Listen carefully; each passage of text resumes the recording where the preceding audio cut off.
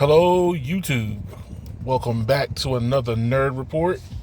And we're back here after the holiday season for the conspiracy theories, the weirdness, or the craziest stories we can possibly find that hit the desk after, you drink your eggnog, spiked or not. But I have a question to ask. Or not even so much as a question, more like a statement. Captain Obvious, Apple Edition. Keep that in mind. So, before we get into it, hit like on the video, subscribe to the channel, and also stay around for the story. Alrighty, so why do I talk about Apple this time? So, this is an article from Phone Arena. Foldable iPhone reconfirmed to feature a breath of fresh air for Apple users.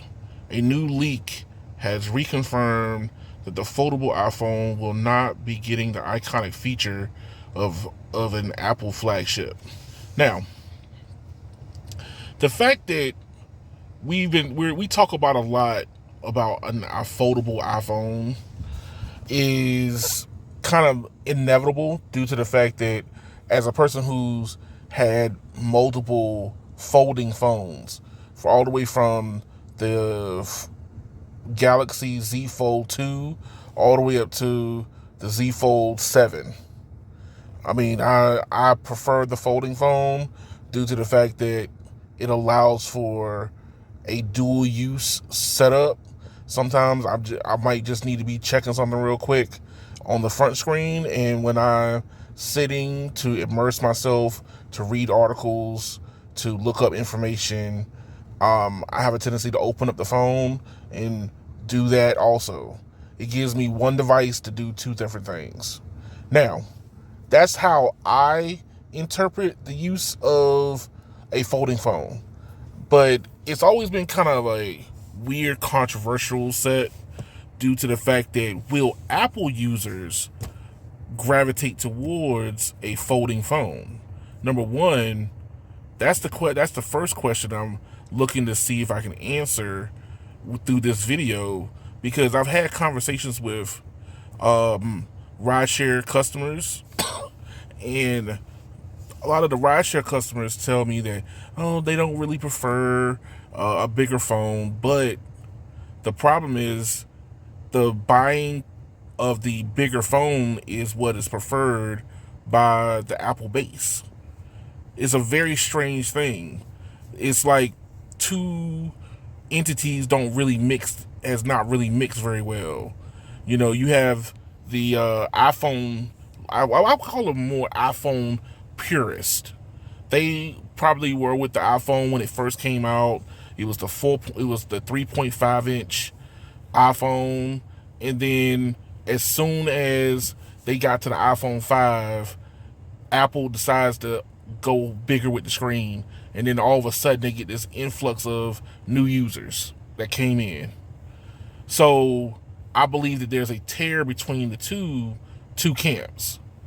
Now, when it comes to the folding phones, I believe that tear is still there, but I believe that the reason why we haven't seen a folding phone out of Apple just yet is waiting for Samsung to truly make the folding phone a lot more robust.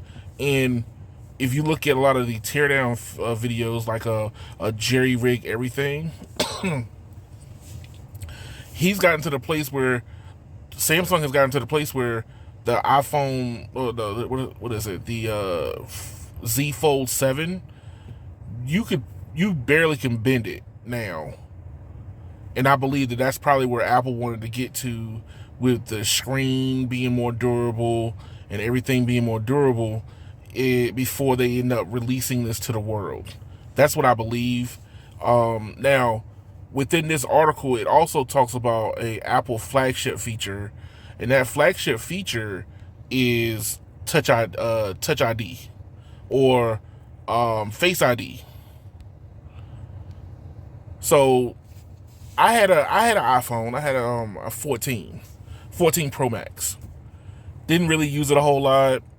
I had one just to basically say that I had one, and I felt like I could not truly critique an iPhone without actually having one in my possession. That's what I ended up doing. That way that I felt like I was going to be more of a viable conversational piece. But Face ID would work as long as you met parameters for it to work very well. A lot of people, when I drive around people with iPhones don't even use Face ID. They put in the most they put in the most simplest pin code that you can think of, and I've watched people put in like 3 or 4 digits of the same digit numbers, just so they can get the password out of the way as fast as possible. They don't put their phone up to their face to do the Face ID unlock or nothing. Even though it actually works pretty well. The whole idea of just putting your phone in your face does not sit well with even the traditional iPhone user. So with a foldable phone, if they end up going that direction, using Face ID would kind of be counterintuitive. And I believe that what they'll probably end up doing is what Samsung does, which is put the fingerprint sensor in the power button. So as a long time user of folding phones, my fingerprint sensor has always been in the power button. Now that that opens up a lot of newer possibilities, better security. You know, you can unlock your phone very quickly by just swiping your thumb. You're gonna power on your device anyway, so you can all you got to do is just touch the power button. It reads your thumbprint at the same time, unlocks your phone way faster than even putting your phone up to your face. But the some of the renders has come out. Expect Touch ID in the power button is what this article is saying.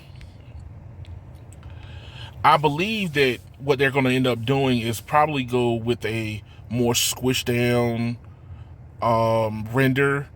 See, as a Samsung user, Samsung's foldable phones are taller and longer in more the portrait, no, not portrait, and more in the more in the portrait style setting. I believe that Apple is going to go into more into the landscape style setting for their folding phone, which would give them something that is going to differentiate themselves from their competition. But I'm of the notion that it's about time for them. It's about time for them to get back away from Face ID, due to the fact that nobody really uses Face ID. I mean, watch enough people, especially when they pull their phone out of their pocket for the first time, nobody put their phones to their face. I've never seen an iPhone user really truly use Face ID unless they're forced to by, like, let's say, you know, the Apple Pay app will force you to do it. To me personally, and this is a combination of good or bad, which is so funny about how they phrase this. Touch ID is a side mount power button. It's very comfortable option. I mean, I've been doing it for, I would say, how long have I had Android phones? I've done it for a while now. Especially folding phones, I've really done it for a while. And I believe that maybe Apple should be going back to it. If anything, if they don't want to be the same, they should use the Apple logo on the back of the phone to do the Touch ID. Switch it up. Do something different. You already have that Apple logo on the back. Make it touch. And then you can register any number of digits, because your hand will just naturally want to rest on the back of the phone. That's something that they can do differently. and not be as obvious, quote unquote, Captain Obvious about it.